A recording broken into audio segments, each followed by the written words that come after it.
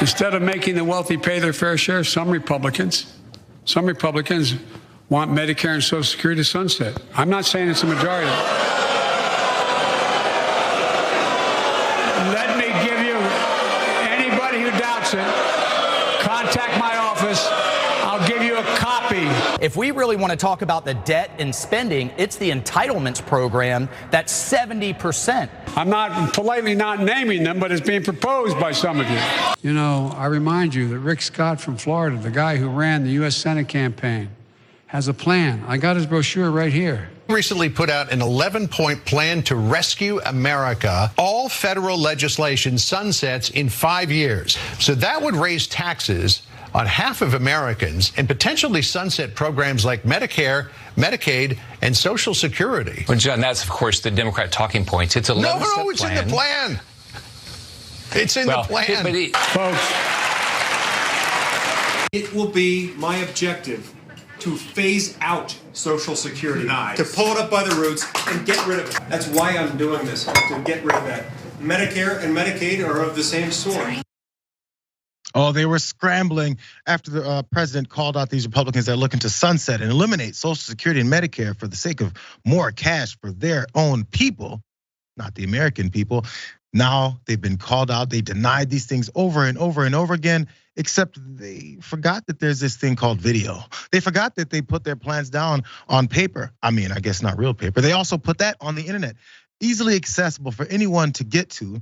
So after they got called out for their lies, blatantly how appalled they were that they were shown to be the hypocrites that they are, now they're gonna have to respond to yet that again. For some reason, Senator Rick Scott, as bumbling and fumbling as he is when he goes on television, he went on TV to try to explain this. Watch. Was it a mistake to propose this? No. First off, nobody believes that I want to cut Medicare or Social Security. I've never said it. I've never said it. In that same plan, I said Congress needs to once a year tell the American public how they're going to make sure those programs don't go bankrupt because they're in the verge of bankruptcy. I've never proposed it. He proposed it in the bill and he fought for it year after year after year. You're talking about what he proposed back in 1975, that's almost 50 years ago. You were a Republican. Medicare and Social Security are federal legislation.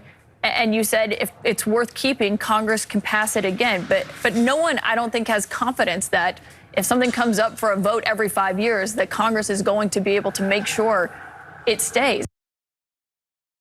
First President Biden, now Caitlin Collins, kicking Rick Scott's ass all around. She's not buying it, Rick. So he tried a different tactic. Apparently he released some kind of ad that said Joe Biden should resign. The timing is a little curious. Don't you think, Caitlin? Let's watch this.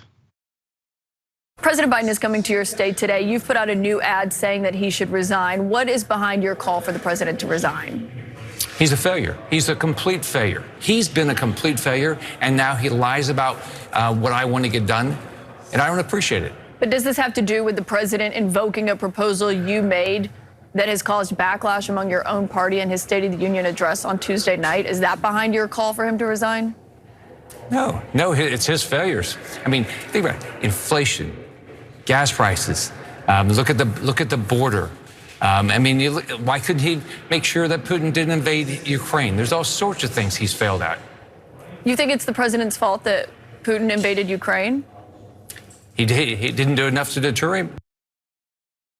My lawn is still uncut. What's Joe Biden doing? He's just throwing anything out there that he possibly can. It's embarrassing type of stuff, Jackson. There's more to this. We got Mike Lee upcoming. We've got truth and reality behind all this BS that they're tossing around. But first, Rick Scott and his bumbling and fumbling ass. What's your thoughts on this guy? Well, I mean, let alone the fraud scandal that he got caught up in with the American healthcare system. But like we saw in the interview, he literally had it in his proposal. And this whole thing is ridiculous. I've been commenting on this all week.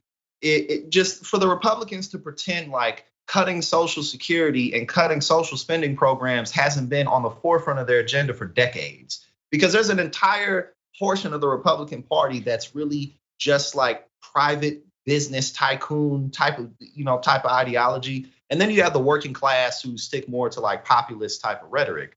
But a huge portion of the Republican Party believes in deregulation, believes in letting loose the hand of capitalism. It's literally a pillar of the Republican economic ideology. I mean, think about Paul, what was his name? Paul Ryan, right? He's one of the people who comes to mind. He used to champion that. He said? Lowering taxes for corporations was like one of the shining accomplishments, and now that he did it, he could leave. He's been dreaming of it since he was in college. Like literally all of them talk about this all the time. So it's like, and it wasn't that Lauren Boebert and the other people they were in Congress like, like even your own people know y'all trying to cut Social Security. So it's a stupid charade. I think some of the best appalled looks came from one Mike Lee, the senator from Utah, as we saw. But you know what? He responded as well too, but he was at least smart enough not to put his face on TV so that people could run it over and over and over again, which we will. You guys will hear about this until they go ahead and try this again. This is what he released on Twitter. Instead, this long statement here, just that first part we'll read a bit of there. This is his denial. It says Congress has long used Social Security as a slush fund. This is the reason why he said he's looking to cut Social Security and Medicare in that video that we saw. He says Congress has long used Social Security as a slush fund. Congress steals from it, raids it, and otherwise ruins it. Congress's long history of poor stewardship confirms the prescience of the Constitution, is what he said in that statement. We should not trust the federal government with sweeping power over people's livelihoods. I'm gonna read that last sentence again and think about the other things they want the federal government to control in your life. Mike Lee said we should not trust the federal government with sweeping power over people's livelihoods. This is a Republican. Continuing on, that's the point I made in 2010. While also acknowledging that we have to honor the commitments made to those who have paid into the system for decades and have relied on the associated benefits. I was really close to lying to say BS. He also said that at no point he tried to cut the programs while he was in the Senate. Those bills never came up for a vote.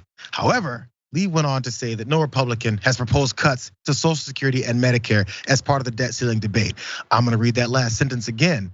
Lee went on to say that no Republican has proposed cuts to Social Security and Medicare as part of the debt ceiling debate. Here's a headline from Bloomberg Government back in October 11th of just last year, right before the midterms, when they were expecting this red wave, because this is what they thought they'd be able to just run roughshod and do.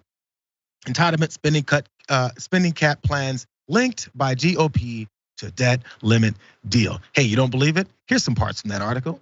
Social Security and Medicare eligibility changes, spending caps, and safety net work requirements are among the top priorities for key House Republicans who want to use next year's debt limit deadline, which is happening right now, to extract concessions from Democrats. The 4 Republicans interested in serving as House Budget Committee chairman in the next Congress said in interviews that next year's deadline to raise or suspend the debt ceiling is a point of leverage if their party can win control of the House in November, which they kind of barely did. So that's why they're acting like they never said this stuff. There's a little bit more. Social Security and Medicare need to be addressed in the near future, some of the lawmakers said. Our main focus has got to be on non-discretionary. It's got to be on entitlements. That's what Buddy Carter said. That guy's a Republican. Lastly, Jackson, a bipartisan negotiation on Social Security and Medicare would likely start with Democrats pushing for more revenue, while Republicans have a list of eligibility reforms. And we don't like the tax increases, is what Jody Arrington said. And when it comes to tax increases, you know they're talking about the rich folks that have paid them to say things like that. He said an increase in the eligibility age for both programs would be a common sense change. But what I'm hearing from Republicans is that we were concerned about how it's being rated. That's what Mike Lee said. And Rick Scott still go on the line of, forget what you heard and what you read of my plans. I didn't say it. This is the clown behavior we're dealing with now. And I think the American people are finally figuring it out. If they haven't, we're gonna keep running these audio and video stories of just how often they've been trying to push this stuff. Well, and two, keep in mind too, I mean, anytime Donald Trump, whether it be in his 2016 campaign or recently, I think it was a week and a half, no more than 2 weeks ago, when he says, now Republicans, don't you go cutting Medicare, don't you go cutting Social Security. That wouldn't be news if it wasn't common knowledge that that's like literally part of their whole charade. That's literally what they do. I mean, I'm thinking about the debate Joe Biden had with Paul Ryan now. Yeah, I mean, like it's not a secret. But again, that wouldn't be news. It wouldn't stick out. It wouldn't be, oh, Trump cared. No one would talk about it. So it's just a ridiculous thing to even suggest if they don't want to do it. Yeah, the idea is that their voters and supporters just don't pay enough attention, and they'll just listen to whatever it is they say from 1 second to the next, despite how much it doesn't make any sense.